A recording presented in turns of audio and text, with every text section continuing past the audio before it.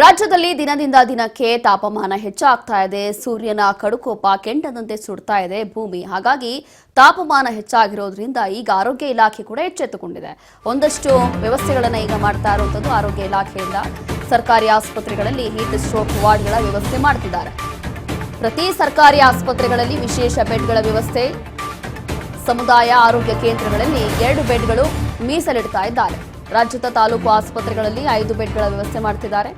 ಜಿಲ್ಲಾ ಆಸ್ಪತ್ರೆಯಲ್ಲಿ 10 ಬೆಡ್ಗಳ ಆಯೋಜನೆ ಮಾಡ್ತಿದ್ದಾರೆ. ಕೆಸಿ ಜನರಲ್ ಆಸ್ಪತ್ರೆಯಲ್ಲೂ ಕೂಡ ವಿಶೇಷವಾಗಿ ಬೆಡ್ ವ್ಯವಸ್ಥೆಗಳನ್ನು ಮಾಡ್ತಾ ಇದ್ದಾರೆ. ಬೆಂಗಳೂರಿನ ಮಲ್ಲೇಶ್ವರಂನಲ್ಲಿರುವಂತಹ ಆಸ್ಪತ್ರೆ ಇಲ್ಲೂ ಕೂಡ ಒಂದಷ್ಟು ವ್ಯವಸ್ಥೆಗಳನ್ನು ಮಾಡ್ತಾ ಇದ್ದಾರೆ. ಹೀಟ್ ಸ್ಟ್ರೋಕ್ ಆಗ್ತಾ ಇದೆ, ಸನ್ ಸ್ಟ್ರೋಕ್ ಆಗ್ತಾ ಇದೆ. ಹಾಗಾಗಿ ಜನರ ಆರೋಗ್ಯ ಸಮಸ್ಯೆಗೆ ಸ್ಪಂದಿಸಲಿಕ್ಕೆ ಈ ರೀತಿಯಾಗಿ ಆರೋಗ್ಯ ಇಲಾಖೆಯಿಂದ ಒಂದಷ್ಟು ವ್ಯವಸ್ಥೆಗಳನ್ನು ಮಾಡ್ತಾ ಇರುವಂಥದ್ದು. ದೇಹದ ತಾಪಮಾನ 40 ಡಿಗ್ರಿ ಸೆಲ್ಸಿಯಸ್ ಅಥವಾ ಹೆಚ್ಚಾಗಿದ್ರೆ ತಲೆ ಸುತ್ತ ಬರೋದು ಅಥವಾ ತಲೆನೋವು ಇದೆಲ್ಲವೂ ಕೂಡ ಆದರೆ ಕೂಡಲೇ ಹತ್ತಿರದ ವೈದ್ಯರ ಹತ್ರ ಪರಿಶೀಲನೆ ಮಾಡಿಸಬೇಕು ಅಂತ ಹೇಳಿ ಆರೋಗ್ಯ ಇಲಾಖೆಯಿಂದ ಸೂಚನೆ ಕೊಟ್ಟಿದ್ದಾರೆ. ಚರ್ಮ ಒಣಗೋದು ಅಥವಾ ಬೆವರು ಇರೋದು ಅಥವಾ ಹೃದಯ ಬಡಿತ ವೇಗವಾಗಿ ಹೆಚ್ಚಾಗೋದು, ಅಸ್ವಸ್ಥತೆ ಕಂಡು ಬರೋದು, ಕೆಲವೊಮ್ಮೆ ಮೂರ್ಛೆ ಹೋಗೋದು ಇದೆಲ್ಲವೂ ಕೂಡ ಈಗ ಆಗ್ತಾ ಇದೆ. ಹಾಗಾಗಿ ಇದರಿಂದ ಯಾವುದೇ ಸಮಸ್ಯೆ ಆಗಬಾರ್ದು. ಕೂಡಲೇ ಹೀಟ್ ಸ್ಟ್ರೋಕ್ ಆದಾಗ ರೋಗಿಗಳು ಬಂದಾಗ ಅವ್ರಿಗೆ ಕೂಡಲೇ ಚಿಕಿತ್ಸೆ ಕೊಡಬೇಕು ಅನ್ನುವಂಥ ಒಂದು ನಿಟ್ಟಿನಲ್ಲಿ ಈ ರೀತಿಯಾಗಿ ಆರೋಗ್ಯ ಇಲಾಖೆಯಿಂದ ಒಂದಷ್ಟು ಮಾರ್ಗಸೂಚಿಗಳು, ಒಂದಷ್ಟು ವ್ಯವಸ್ಥೆಗಳನ್ನು ಮಾಡ್ತಾ ಇರುವಂಥದ್ದು. ಅದರಲ್ಲೂ ಕೂಡ ಬೆಡ್ಗಳ ವ್ಯವಸ್ಥೆ ಮಾಡಲಾಗ್ತಾ ಇದೆ.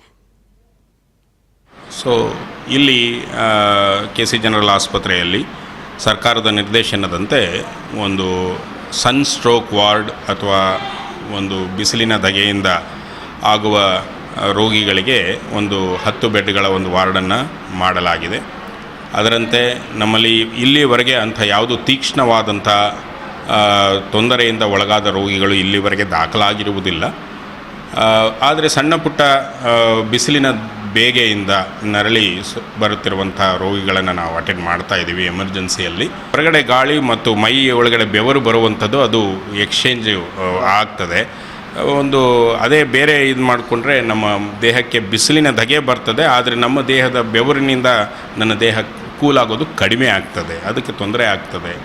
ಇದು ನಮಗೆ ಒಂದು ತಲೆ ಸುತ್ತು, ವಾಂತಿ ಮತ್ತು ಕೆಲವೊಮ್ಮೆ ಮೂರ್ಛೆಗೂ ಕಾರಣವಾಗ್ತದೆ. ಈಗ ನಾವು ಉತ್ತರ ಕರ್ನಾಟಕದಲ್ಲಿ ನಾವು ನೋಡ್ತೀವಿ, ಕೆಲವೊಮ್ಮೆ ಬೇಸಿಗೆ ಸಮಯದಲ್ಲಿ ಬೆಳಿಗ್ಗೆ ಬೇಗನೆ ಆಫೀಸ್ಗಳು ಶುರುವಾಗ್ತವೆ ಮತ್ತು ಬೇಗ ಮಧ್ಯಾಹ್ನದ ಬಿಸಿಲಿಗಿಂತ ಮುಂಚೆನೇ ಕ್ಲೋಸ್ ಆಗ್ತವೆ. ಹಾಗೆ ನಾವು ಒಂದು ವೇಳೆ ಕೆಲಸ ಮಾಡೋದಾಗದಲ್ಲಿ ಸೂರ್ಯೋದಯದ ಸಮಯವನ್ನು ಉಪಯೋಗಿಸ್ಕೊಳ್ರಿ. ಮಧ್ಯಾಹ್ನದಲ್ಲಿ 11ರಿಂದ 4 ಗಂಟೆವರೆಗಂತೂ ನೀವು ಹೊರಗಡೆ ಇರಲೇಬೇಡ್ರಿ ಅಂತ ನಾವು ಸಜೆಸ್ಟ್ ಮಾಡ್ತೀವಿ. ಮತ್ತು ಸಂಜೆ 4ರಿಂದ ಮತ್ತೆ ನೀವು ಸಾಯಂಕಾಲವರೆಗೆ ಕೆಲಸ ಮಾಡ್ಕೊಳ್ಳೋದು ಸೂಕ್ತ ಅಂತ. ಈ ಕುರಿತು ನಮ್ಮ ಪ್ರತಿನಿಧಿ ರವಿಚಂದ್ರ ಒಂದು ಪ್ರತ್ಯಕ್ಷವಾದಂತಹ ವರದಿ ಕೊಟ್ಟಿದ್ದಾರೆ, ಬನ್ನಿ ನೋಡೋಣ. ಸದ್ಯಕ್ಕೆ ನಾನೀಗ ಕೆಸಿ ಜನರಲ್ ಹಾಸ್ಪಿಟಲ್ ಇದ್ದೀನಿ. ನೀವು ನೋಡ್ಬೋದು ಹಿಟ್ ಸ್ಟ್ರೋಕಿಗೆ ಈಗಾಗಲೇ ಹಾಸ್ಪಿಟಲ್ ಎಲ್ಲ ಸಿದ್ಧತೆ ಮಾಡಿದೆ. ನಾನು ನಿಮ್ಗೆ ದೃಶ್ಯದಲ್ಲಿ ತೋರಿಸ್ತಾ ಹೋಗ್ತಿದ್ದೀನಿ, ನೋಡ್ಬೋದು.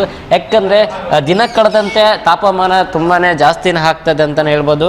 ಯಾಕಂದರೆ ಜಾಸ್ತಿ ಡಿಗ್ರಿ ಸೆಲ್ಸಿಯಸ್ ಆಗ್ಬೋದು, 35ರಿಂದ 38, ಹತ್ತತ್ರ 39ವರೆಗೂ ಈಗ ಈಗಾಗಲೇ ಬೆಂಗಳೂರಲ್ಲಿ ತಾಪಮಾನ ಏರಿಕೆ ಆಗ್ತಿದೆ. ನೋಡ್ಬೋದು ದೃಶ್ಯದಲ್ಲಿ ಯಾವ ರೀತಿ ಎಲ್ಲ ಬೆಡ್ಗಳೆಲ್ಲ ಅರೇಂಜ್ ಮಾಡಿದ್ರೆ ಎಮರ್ಜೆನ್ಸಿ ತಾಪಮಾನಕ್ಕೆ ಒಳಗಾಗ್ತಾರೆ ಅಂತ ಕೇಸ್ಗಳನ್ನು ತಗೊಂಬಂದು ಇಲ್ಲಿ ಟ್ರೀಟ್ಮೆಂಟ್ ಮಾಡ್ತಾರೆ. ಯಾಕಂದರೆ ಅವ್ರಿಗೆ ಎಮರ್ಜೆನ್ಸಿ ಇರುತ್ತೆ. ಯಾಕಂದರೆ ಮೂರ್ಛೆ ಹೋಗೋರು ಅಥವಾ ವಾಂತಿ ಈ ಥರ ಯಾವುದೇ ರೀತಿಯಿಂದ ಒಳಗಾದಂಥವ್ರಿಗೆ ಬಿಸಿಲಿಂದ ತಾಪಮಾನಕ್ಕೆ ಒಳಗಾದಂಥ ಪೇಷಂಟ್ಗಳಿಗೆ ಇಲ್ಲಿ ಟ್ರೀಟ್ಮೆಂಟ್ ನೀಡಲಾಗ್ತದೆ ಅಂತಲೇ ಹೇಳ್ಬೋದು. ಯಾಕಂದರೆ ದೃಶ್ಯದಲ್ಲಿ ನೋಡ್ಬೋದು ಬೆಡ್ಗಳ ವ್ಯವಸ್ಥೆ ಈಗಾಗಲೇ ಎಲ್ಲ ಸಕಲ ಸಿದ್ಧತೆ ಮಾಡಿದ್ದಾರೆ. ದೃಶ್ಯದಲ್ಲಿ ಯಾವ ರೀತಿ ಪೇಷಂಟ್ ಬರುತ್ತೆ ಅವ್ರಿಗೆ ಯಾವ ರೀತಿ ಟ್ರೀಟ್ಮೆಂಟ್ ಕೊಡಬೇಕು, ಅವ್ರನ್ನ ಯಾವ ರೀತಿ ನೋಡ್ಕೋಬೇಕಂತ ಒಂದು ವಾರ್ಡಲ್ಲಿ ಸ್ಪೆಷಲಾಗಿ ಈ ರೀತಿ ಎಲ್ಲ ಮುನ್ನೆಚ್ಚರಿಕೆಯಿಂದ ಈಗಾಗಲೇ ಕೆಸಿ ಜನರಲ್ ಹಾಸ್ಪಿಟಲ್ ಡಾಕ್ಟ್ರು ಈಗ ವ್ಯವಸ್ಥೆ ಮಾಡಿದ್ದಾರೆ ಅಂತಲೇ ಹೇಳ್ಬೋದು. ದೃಶ್ಯದಲ್ಲಿ ನೀವು ನೋಡ್ತಾ ಇದ್ದೀರಾ ಯಾವ ರೀತಿ ಈಗೆಲ್ಲ ಅರೇಂಜ್ ಮಾಡಿದ್ದಾರೆ. ಬೆಡ್ಗಳು, ಬೆಡ್ಶೀಟ್ ಎಲ್ಲ ನೀಟಾಗಿ ಇಟ್ಕೊಂಡು ಮತ್ತು ಅವ್ರಿಗೆ ಆಕ್ಸಿಜನ್ ಆಗಿರ್ಬೋದು, ಅವ್ರಿಗೆ ಯಾವುದೇ ರೀತಿ ಕೊರತೆ ಆಗಬಾರ್ದು ಈಗಾಗಲೇ ಎಲ್ಲ ಸಕಲ ಸಿದ್ಧತೆ ಮಾಡಿದ್ದಾರೆ.